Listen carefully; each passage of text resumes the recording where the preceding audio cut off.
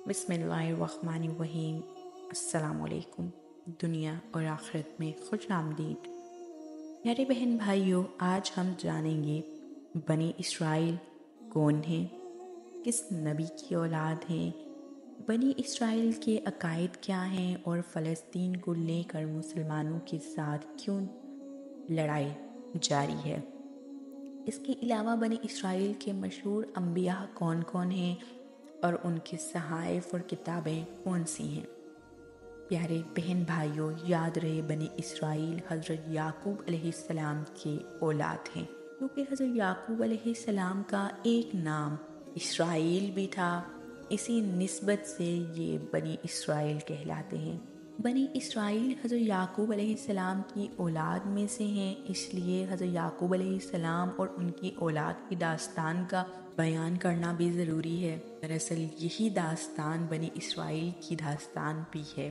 پیارے بہن بھائیوں، میں اپنی پرانی ویڈیوز میں حضرت یعقوب علیہ السلام، حضرت اسحاق علیہ السلام کے بارے میں تفصیلی بات کر چکی ہوں۔ یہاں پہ میں مختصر سا ذکر کروں گی حضرت یعقوب علیہ السلام کی زندگی کے بارے میں۔ میرے بہن بھائیوں، حضرت یعقوب علیہ السلام کی پہلی بیوی سے جو اولاد تھی، ان میں 5 بیٹے اور 1 بیٹی تھی، جن کے نام ربون، لاوی، یہودا، الیساکار اور زبلون تھے، اور بیٹی کا نام دینا۔ دوسری بیوی راحیل جو آپ کو پسند تھی، ان سے آپ کو 2 بیٹے ہوئے، یوسف اور بنیامین۔ آپ کی 2 باندیاں تھیں، ایک باندی کا نام زلفا تھا جس سے 2 بیٹے پیدا ہوئے، جاد اور عاشر، اور دوسری باندی بلہا سے بھی 2 بیٹے ہوئے جن کا نام تھا دان اور نفتالی۔ انہی بیٹوں سے آگے چل کر بنی اسرائیل کے 12 قبیلے وجود میں آئے۔ بنی اسرائیل سے مراد اسرائیل کی اولاد ہیں۔ حضرت یعقوب علیہ السلام کو اسرائیل بھی کہا جاتا تھا، جس کا مطلب ہے اللہ کا بندہ، لیکن آپ علیہ السلام کے ایک بیٹے یہودا کے نام کی مناسبت سے انہیں یہودی کہا جاتا ہے۔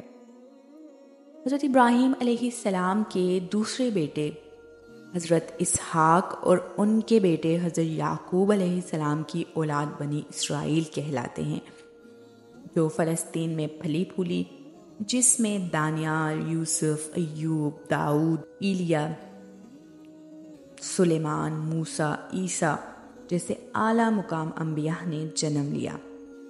جبکہ بڑے بیٹے اسماعیل علیہ السلام کی اولاد سرزمین حجاز یعنی موجودہ سعودی عرب کے وادی مکہ میں آل اسماعیل کے نام سے آگے بڑھی۔ اس طرح رشتے کے لحاظ سے بنی اسرائیل اور بنی اسماعیل سگے چچازاد بھائی ہوئے، اور اسی بنی اسماعیل کے قبیلے قریش کی شاخ بنی ہاشم میں خاتم النبیین حضرت محمد صلی اللہ علیہ وآلہ وسلم کا جنم ہوا۔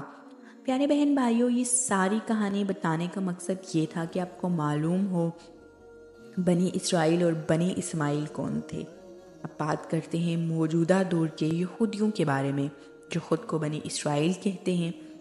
ان یہودیوں کو اور عربوں یعنی مسلمانوں میں جو جھگڑا چل رہا ہے، اس جھگڑے کی اصل وجہ حضرت یعقوب علیہ السلام پر ہونے والی وحی ہے، جس میں اللہ تعالیٰ نے آپ علیہ السلام سے وعدہ کیا تھا کہ آپ علیہ السلام کو اس سرزمین میں برکت دے گا اور آپ علیہ السلام کی نسل کو بڑھائے گا۔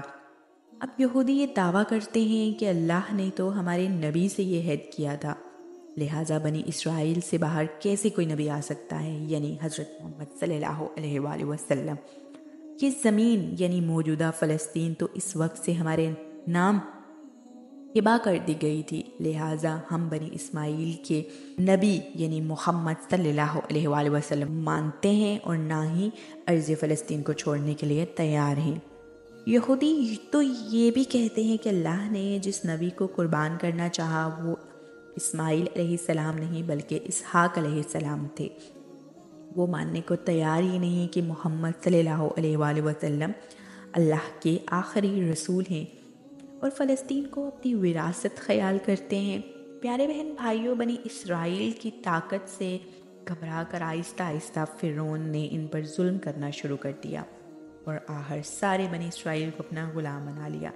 لیکن 400 سال بعد اللہ نے انہی 12 قبیلوں میں سے ایک قبیلے لاوی کی اولاد میں سے حضرت موسیٰ کو نبی بنا کر بھیجا، جنہوں نے بنی اسرائیل کے ان 12 قبیلوں کو فرعون سے آزاد کیا اور ان کو اپنے ساتھ فلسطین لے گئے۔ اور اللہ کے حکم سے موسیٰ علیہ السلام نے بنی اسرائیل سے کہا کہ فلسطین پر حملہ کریں، لیکن بنی اسرائیل نے جواب دیا کہ آپ اور آپ کا رب جا کر لڑے، کیونکہ وہ کمزور تھے۔ اتنا عرصہ فرعون کی غلامی میں رہ کر ان کی سوچ ہی غلام ہو چکی، لہٰذا انہوں نے لڑنے سے منع کر دیا، جس پر اللہ نے انہیں 40 سال تک اسی صحرا میں رہنے کی سزا دی، تاکہ نئی نسل حضرت موسیٰ علیہ السلام کے تخت سایہ پر مان چڑھے۔ اور آخر بنی اسرائیل کے اسی نئی نسل نے فلسطین اور یروشلم کو فتح کر لیا۔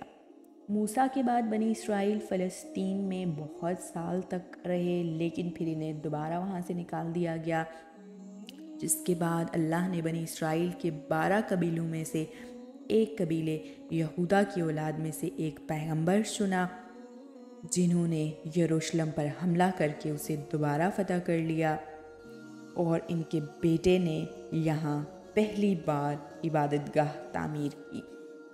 پیارے بہن بھائیوں، یہاں پہ آپ کو بتاتے چلیں کہ جب حضرت یعقوب علیہ السلام اپنے والدہ کے کہنے پر اپنے ماموں کی طرف ہجرت کر کے جا رہے تھے، تو آپ کو راستے میں نیند آئی، آپ نے ایک پتھر پر سر رکھ کے آپ سوئے۔ وہاں پہ آپ کو خواب میں اللہ کی طرف سے وحی نازل ہوئی کہ اس سرزمین پر وہ آپ کی نسل کو بڑھائے گا اور برکت عطا کرے گا۔